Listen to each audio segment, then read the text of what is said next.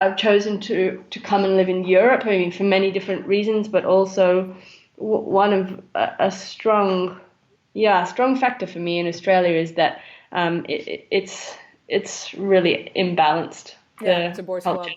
Yeah, I mean, yeah, you can even see it if you look at the companies now. Also, I mean, you and I know each other from that world, and already then I always felt that, and yeah, it's an interesting kind of thing because I think it's a global thing in so many industries, but it is still very much a man's world. And actually, I when I see you perform or I see a male performer doing the exact same thing that you just did, I don't even see the difference, So I don't yeah, understand like why. And it is annoying that I feel like a lot of times when a female does get a part, it's always objectified, whereas the men aren't objectified. It's yeah, like, well, yeah. it's kind of crazy. So I can imagine, especially for you who you're such a creative and you also really, you make such beautiful work. I think it can be very frustrating. Yeah. I mean, I went up against it for a long time and I was happy there. And then at some point, I just was like, you know what? I don't have to justify my position so Hmm. much in Yeah. Europe. And Yeah. yeah, I just found less struggle. And at some point, I was like, this is just a bit easier. Yeah. And And do also, you think that again is also a cultural difference again then between Australians and Europeans? Like there's also culturally a different way of looking at that? um, yeah, I think so. Hmm. It, I feel like there is just more, I wouldn't want to say education, but just more awareness of Yeah. theatre and arts Yeah, it in lives. Europe. Yeah. Yeah. Just culturally, it's just more accepted. Australia is a Absolutely. very Yeah. sporting nation, and Hmm. it's just the way that it's fallen. Yeah. And it's just in this change period. Like I love going to Australia, and I love being there, and I love training with people and all of that. I just find it easier here. Yeah. I don't know. Yeah. No, And but it's a also, very good thing to address as well because I think that again I think it is a global thing. Like I'm yeah, very much obsessed with Ethan Hawke, who's an amazing actor, and he was even saying in an mhm, interview recently, like, yeah, I can't stand Hollywood because it's a boys' club, and that he considers yeah, himself as a feminist. And he's like, yeah, I'm a yeah, feminist. Like, what's up with all the like? It's not equal. It's not yeah, 50-50 at all. And especially I yeah, think in the theater and the performing arts world, we also need to be very aware of that. And also now people who don't even want to, be identified with any gender. I think we just need to be really be more open-minded to what people are and what they can give to this world without going, oh, you're a man or a woman or anything in between. yeah. Exactly. It's like we have to catch up. We have to catch up with ourselves. Uh, yeah, and yeah, just enjoy the diversity and just Yeah, celebrate it instead of like competing. And this is for me, that's why I love the arts. And yeah, also, it upsets me so much when I see the other side of the competitiveness and the yeah, yeah, pushing each other down the ladder to just get a rung higher, and this, yeah. it happens everywhere. But especially, it makes me sad when I see it in the arts because it's, Yeah, we should. You should all be on the same team, and you should all be yeah, celebrating the fact that you are doing something together and support each other, and. But I see yeah, that all everywhere as well. Like it's like, yeah, hey exactly. guys, you're on the same team. Don't worry. Yeah, There's enough for exactly. everybody. Yeah. Yeah, and also Absolutely. like I think it's like 15 years now since I started Yeah, seeing. Yeah, I mean, just also trying to keep current with the trends and the times and yeah, how you get work and how you make work. It's changed completely in 15 years, and you have to also stay on top of that and yeah, accept changes yeah, changes yeah, and things. absolutely. Yeah, yeah, because everything is changing all the time, and we're have to adapt to that as well, for sure. Yeah, yeah, Hey, and, and and not so long ago, you made a solo work, right? Like you had your own. Was that a year or two ago or something?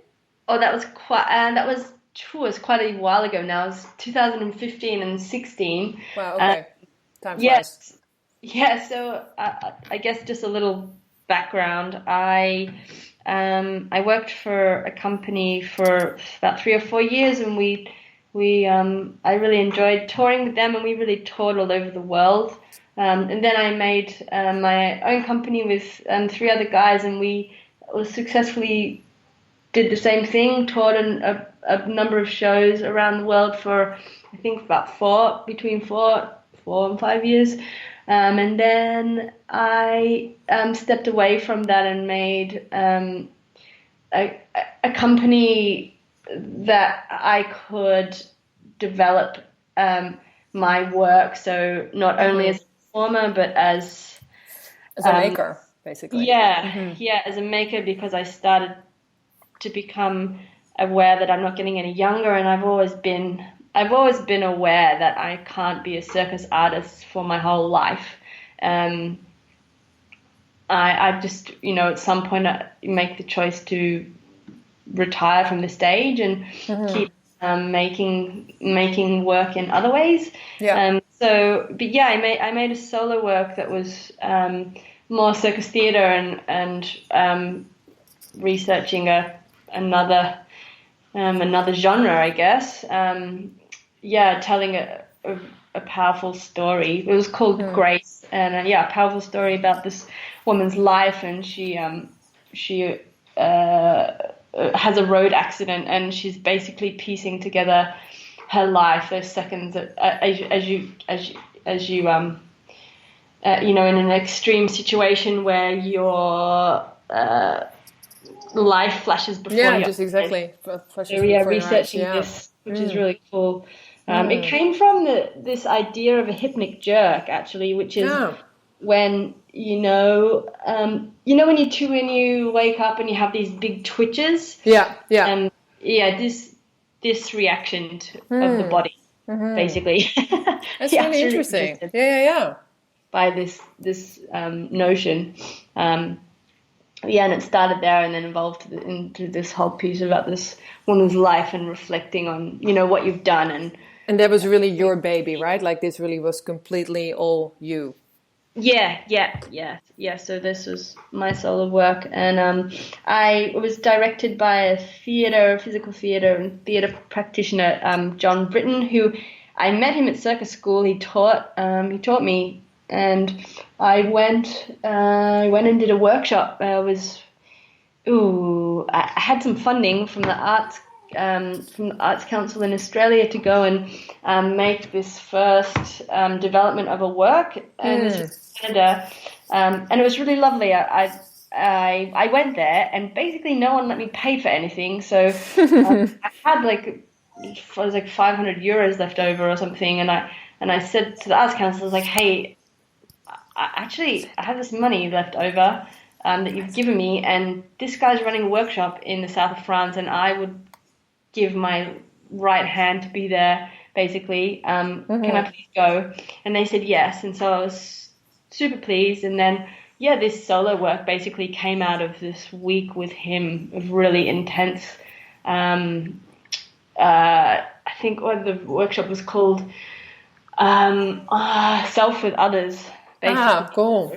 Really deep reflection on yourself and how you operate in an ensemble, and what interesting. Wow. Yeah, really, he's really, really great. Yeah, and we've collaborated together a lot since then. Like this piece took really a long time to make. I had several accidents, concussions, and injuries and stuff in the process of making this piece from one thing or another. So it actually it took quite a long time. I think 2 concussions and a shoulder reconstruction before this piece made it onto the stage in its full form in 20. It's also interesting because it is about a road accident, and then you're actually dealing with all these injuries yourself. So patience. Yeah. It was really crazy, but it all speaks to what you make, and if you're making a piece about someone hurting themselves and then you hit your head on the stage by accident while you're making the piece. Yeah, exactly. And you're sitting in the hospital with concussion and a neck brace on. Yeah. like lying there for a while. I was like, wow, this is I'm in it. I'm really in it. I'm such a method actor. oh man. Yeah, gee. It's a Yeah. little bit. It's This is a very little bit too much deep into the research, but exactly. Maybe I'm getting too deep in. Getting too deep in. yeah, I need to take a step back. That's so Yeah, crazy. But yeah. did you in over your career, because you were saying, like, I mean, this is, 17 years ago when you started circus school. So over your career, have you struggled a lot with injuries? Is that I'm sure is that what that comes with being a circus performer? Mm. Um, yeah, I would. It's hard to say whether I mean, injuries are definitely a part and parcel of the career path. Like Yeah. you have to be really, really lucky not to have some. Well, and also you guys do crazy amount of shows, right? When you're on tour, like that's really Yeah, crazy. I mean, I've seen you on tour, and the schedules are just, yeah, that's asking a lot from your body, isn't it? yeah, exactly. And I think now if I was to start again, I would have a completely different attitude to getting out there. But I feel like you're 25 and you're like completely invincible, and So what would be the difference? um, I would definitely take more care of not rehab, but just um, building the body around what you do. Yeah, so taking more breaks as well.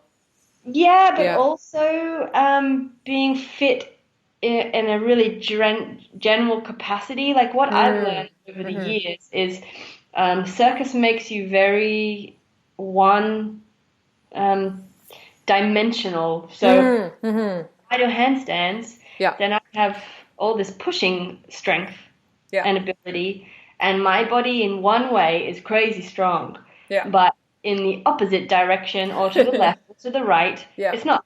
Yeah. Yeah. Um, Yeah. and you can fudge that, you can't be bulletproof. And what I've learned over the years of doing lots of yoga now and movement and working with other people and crazy amounts of rehabilitation in the gym and like speaking to lots of PTs, and I actually ended up doing a personal training course just because Yeah. after injuries it fascinated me and I wanted to learn a bit more No, about and the it's great for you as well to become like to give other people that knowledge too, of course. Yeah. yeah, yeah. And I was teaching a lot of handstand workshops and stuff, and I was like, you know what, I really want to like own the fact that I'm Yeah. teaching. Yeah. Yeah, and I think the most important thing was that I wasn't aware of where my body had its weaknesses and to protect myself around those. Yeah. Yeah.